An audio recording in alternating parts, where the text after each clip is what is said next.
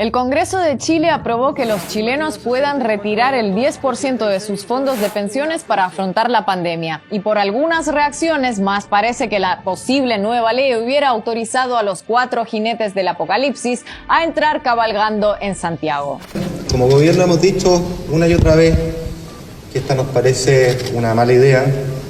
Es un muy mal proyecto que va a dejar sin pensión a millones de familias en el minuto en que más lo necesitan. Es un riesgo bastante grande que las pensiones, que los recursos de pensiones finalmente se utilicen para fines políticos.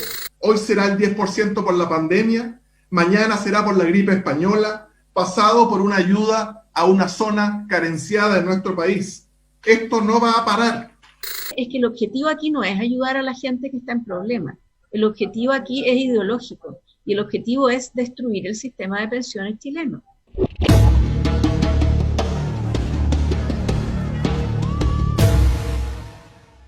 Desde 1981, las pensiones del 98% de los chilenos dependen de los aportes de un modelo de capitalización individual basado en el ahorro que realiza cada persona durante su vida laboral.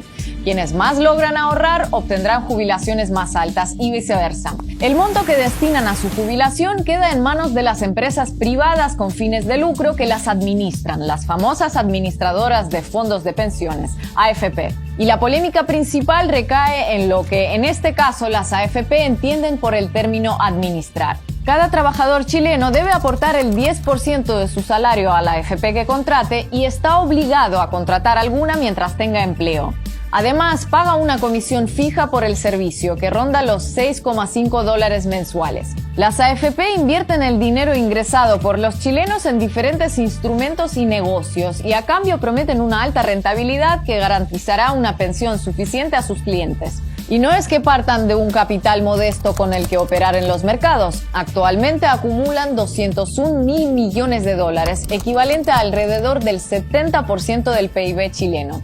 Sin embargo, la rentabilidad prometida ha venido menguando en promedio anual desde que se implementó el sistema y la realidad es que hoy la pensión promedio apenas supera el 66% del salario mínimo. La mitad del total de las pensiones otorgadas a los chilenos por las AFP no llegan al 50% del salario mínimo. Pero si el modelo de pensiones chileno no beneficia a la mayoría de pensionados, aun contando en sus manos con un monto equivalente al 70% del PIB nacional chileno, ¿a quién beneficia entonces para tener tantos partidarios en partidos políticos y grupos mediáticos? Varias instituciones financieras, la mayoría de ellas bancos, reciben casi 45.000 millones de dólares en inversión de las AFP, correspondientes al 21,1% del total de los fondos de pensiones que reciben de los aportantes.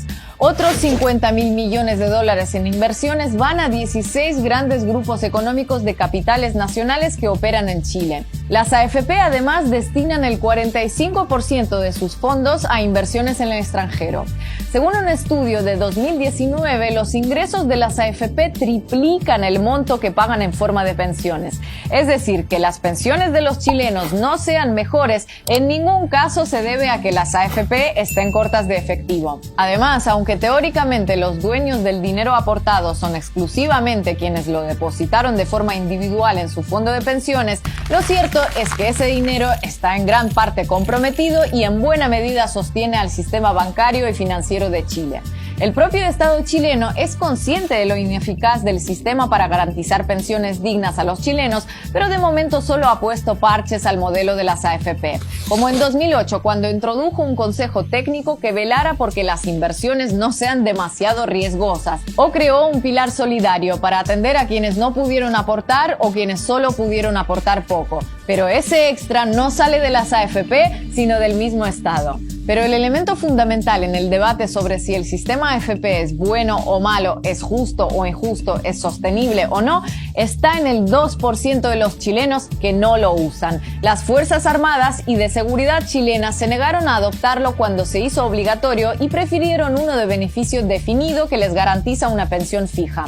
Así, mientras en plena dictadura de Pinochet a los chilenos se les impuso un sistema privado de pensiones porque se supone que era lo mejor según los economistas socialistas, cuya doctrina los militares se encargaban de hacer cumplir, los propios militares prefirieron un sistema de seguridad social como el de toda la vida, fondo común en lugar de individual y administrado por el Estado en lugar de por empresas privadas.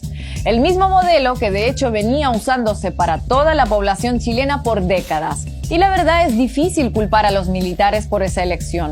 Las Fuerzas Armadas y de Seguridad chilenas saben cuántos años deben cotizar como mínimo y cuál será el monto de su jubilación con casi total certeza desde el inicio de su carrera, mientras que los que cotizan por AFP solo tienen una idea aproximada. Mientras los civiles aportan un 10% a las AFP, en promedio los militares aportan apenas el 6% de su salario y necesitan menos años cotizados para recibir su pensión. Una pensión que para policías o militares es entre 5 y 9 veces más generosa que la de un beneficiario promedio de AFP.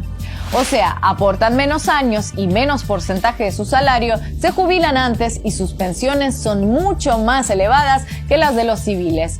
Así que su elección tiene poco de sorprendente. Y si ni siquiera el estamento que lo impuso en dictadura confiaba en el modelo de las AFP y prefirió un sistema de pensiones de seguridad social, la pregunta no es si ahora militares y policías estarían dispuestos a adoptar el de la aplastante mayoría de chilenos. La pregunta es por qué casi 40 años después la aplastante mayoría de chilenos siguen sin poder elegir cuál prefieren.